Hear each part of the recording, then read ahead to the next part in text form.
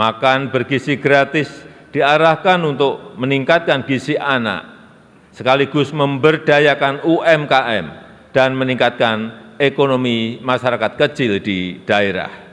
400,3 triliun rupiah, terutama untuk infrastruktur pendidikan dan kesehatan, infrastruktur konektivitas, infrastruktur pangan dan energi, serta keberlanjutan pembangunan IKN.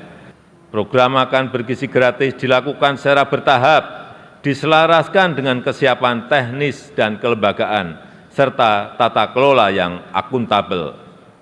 Alhamdulillah, walau diterpa banyak tantangan dan ketidakpastian, kondisi politik dan ekonomi kita tetap stabil, bahkan mampu tumbuh secara berkelanjutan. Pertumbuhan ekonomi Indonesia selalu terjaga di kisaran 5%, lebih tinggi dibandingkan rata-rata pertumbuhan global yang sebesar 3,4%.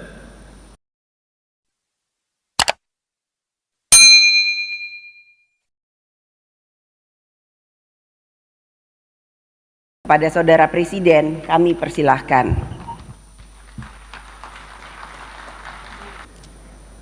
Bismillahirrahmanirrahim. Assalamualaikum warahmatullahi wabarakatuh. Selamat siang, salam sejahtera bagi kita semuanya.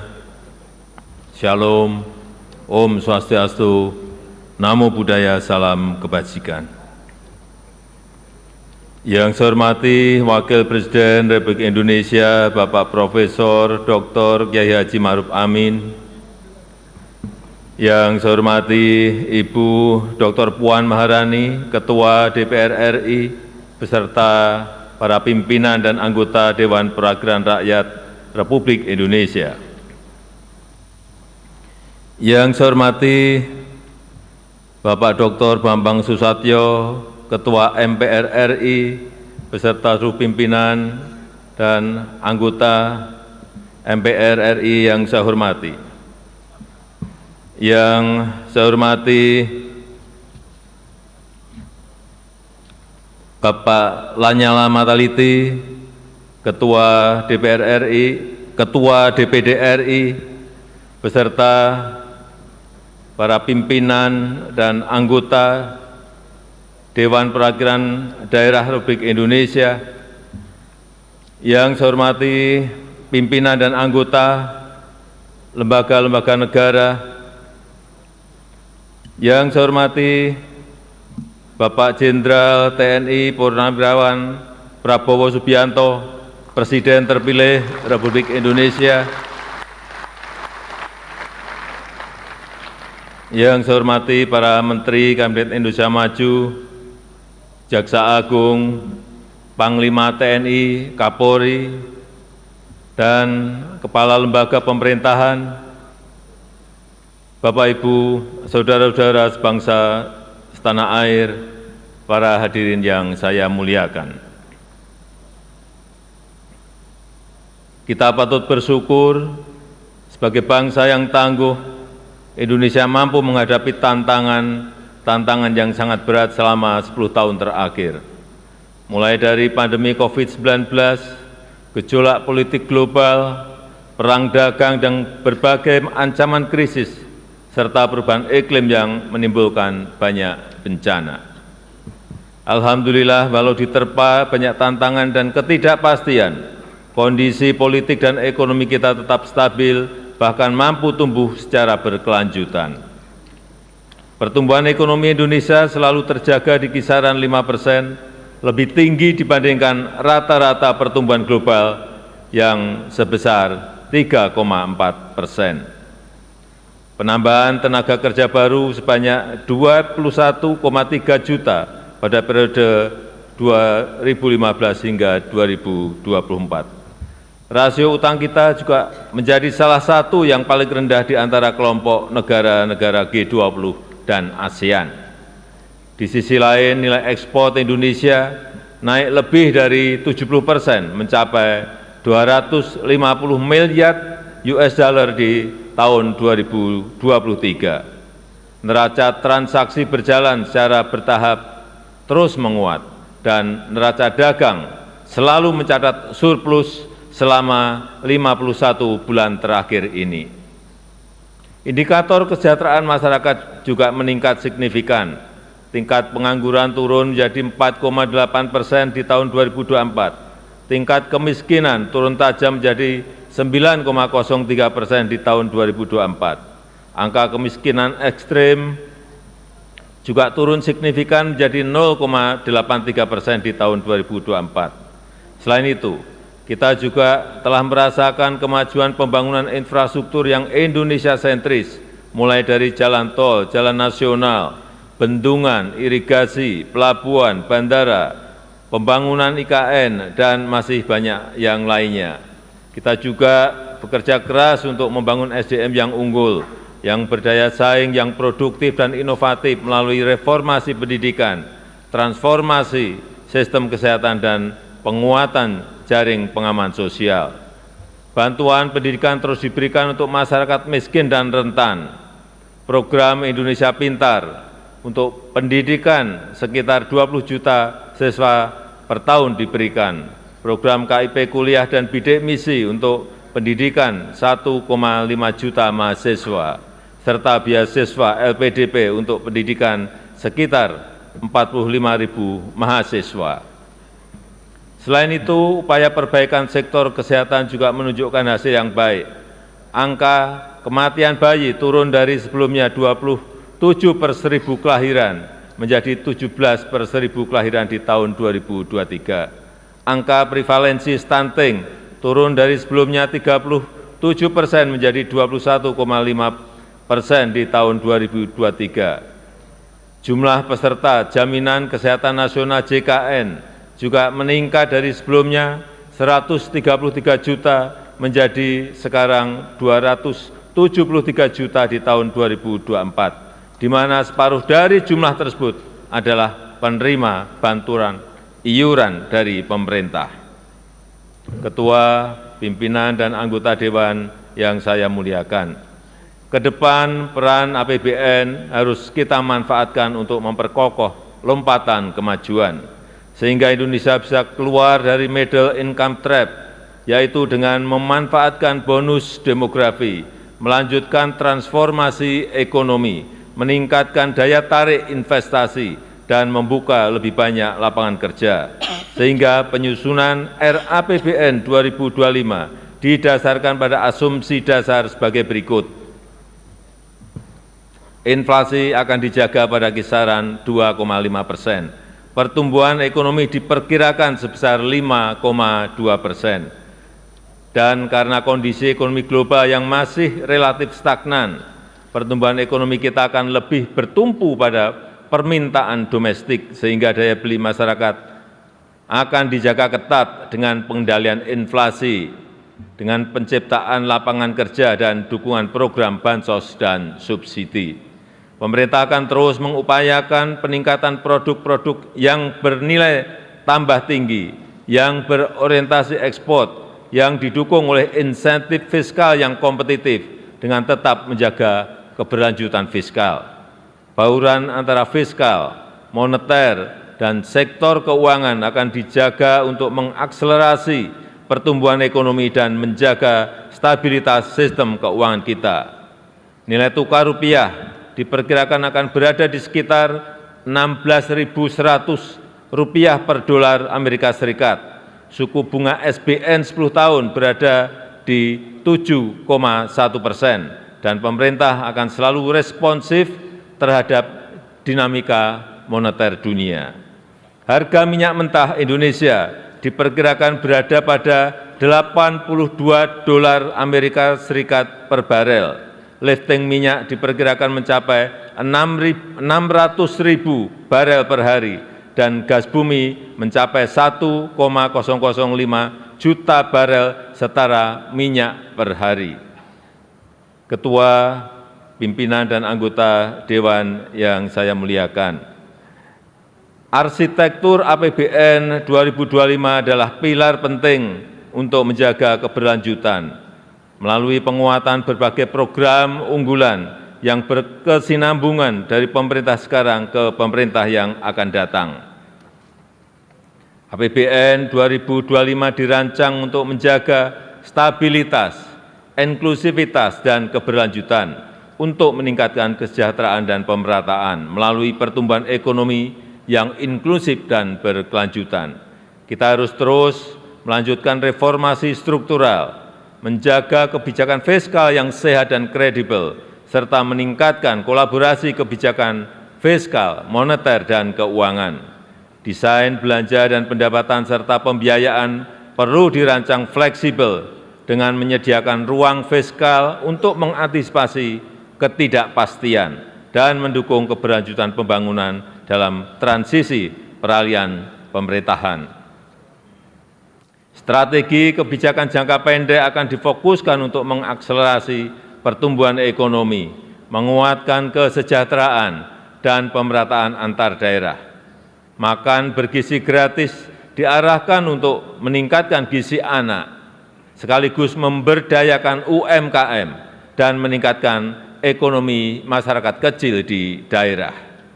Program makan bergizi gratis dilakukan secara bertahap, diselaraskan dengan kesiapan teknis dan kelembagaan, serta tata kelola yang akuntabel.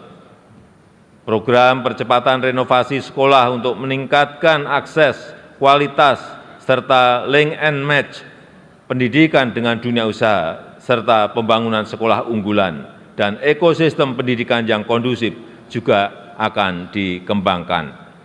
Dan untuk mendorong produktivitas, menjaga pasokan dan keterjangkauan harga pangan, diperlukan penguatan lumbung pangan dan jaringan irigasi.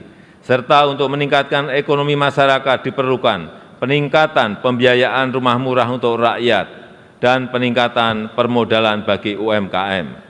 Sedangkan untuk strategi jangka menengah diarahkan untuk mengakselerasi transformasi ekonomi menuju pertumbuhan ekonomi yang inklusif dan berkelanjutan yang dilakukan melalui pertama, mewujudkan SDM unggul yang produktif, inovatif, dan berdaya saing melalui pendidikan bermutu, makan bergizi gratis, dan renovasi sekolah, serta kesehatan berkualitas dan perlindungan sosial.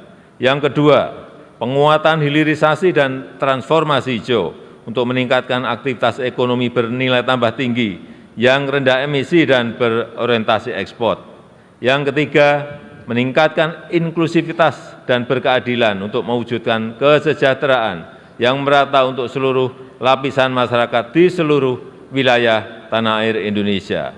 Keempat, melanjutkan pembangunan infrastruktur sebagai pendukung transformasi ekonomi, khususnya pembangunan infrastruktur di bidang pendidikan, pangan, energi, dan konektivitas.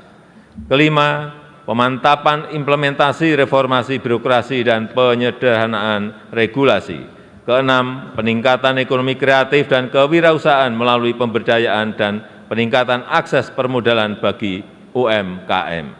Ketujuh, penguatan pertahanan dan keamanan serta kemandirian pangan dan energi. Yang kedelapan, penguatan nasionalisme, demokrasi, serta penghormatan dan penegakan hak asasi manusia. Ketua, pimpinan, dan anggota Dewan yang saya hormati, RAPBN 2025 juga menekankan pada optimalisasi pendapatan, belanja yang berkualitas, dan pembiayaan yang inovatif. Rasio perpajakan akan terus dioptimalkan untuk memperkuat ruang fiskal dengan tetap menjaga iklim investasi, keberlanjutan dunia usaha, dan melindungi daya beli masyarakat. Belanja akan dijaga benar-benar efisien dan produktif, agar selain mendukung program prioritas pemerintah, juga dapat menghasilkan multiplier effects yang kuat terhadap perekonomian. Inovasi pembiayaan yang fleksibel dengan kehati-hatian yang tinggi akan terus ditingkatkan melalui kerjasama pemerintah dan badan usaha, penguatan peran lembaga pengelola investasi, dan pendalaman pasar keuangan. Gambaran besar arsitektur RAPBN 2025 adalah sebagai berikut.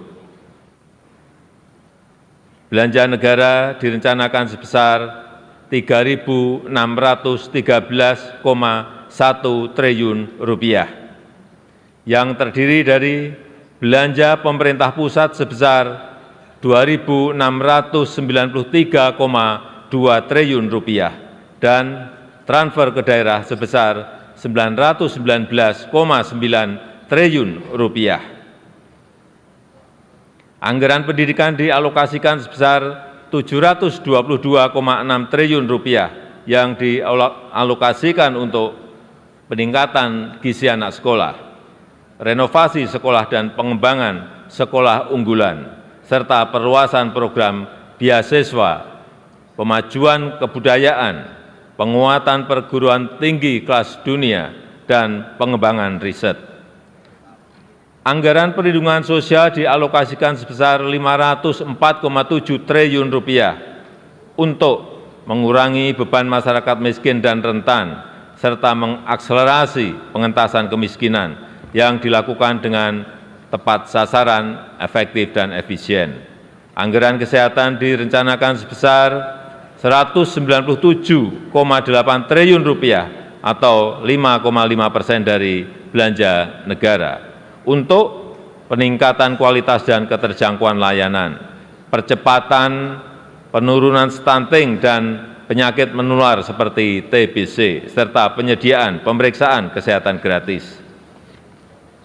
Anggaran ketahanan pangan direncanakan sebesar Rp124,4 triliun diarahkan untuk mendukung peningkatan produktivitas, menjaga ketersediaan, keterjangkauan harga pangan, perbaikan rantai distribusi hasil pertanian, serta meningkatkan akses pembiayaan bagi petani.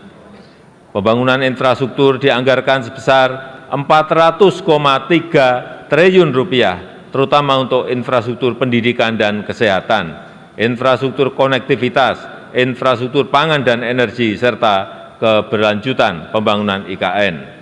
Anggaran transfer ke daerah direncanakan sebesar Rp919,9 triliun untuk meningkatkan sinergi kebijakan fiskal pusat dan daerah, untuk harmonisasi belanja pusat dan daerah, serta mengurangi kesenjangan antar daerah dan memperkokoh kerjasama antar daerah. Peningkatan pendapatan asli daerah harus tetap memperhatikan iklim investasi, kemudahan berusaha, kesejahteraan masyarakat, dan penguatan akses dan kualitas layanan publik. Ketua, pimpinan, dan anggota Dewan yang saya hormati, pendapatan negara pada tahun 2025 dirancang sebesar Rp2.996,9 triliun yang terdiri dari penerimaan perpajakan sebesar Rp2.490,9 triliun, PNBP sebesar Rp505,4 triliun yang tetap menjaga iklim investasi, kelestarian lingkungan, dan keterjangkauan layanan publik. Reformasi perpajakan akan dilanjutkan melalui perluasan basis pajak, peningkatan kepatuhan wajib pajak, perbaikan tata kelola dan administrasi perpajakan, serta pemberian insentif perpajakan yang terarah dan terukur.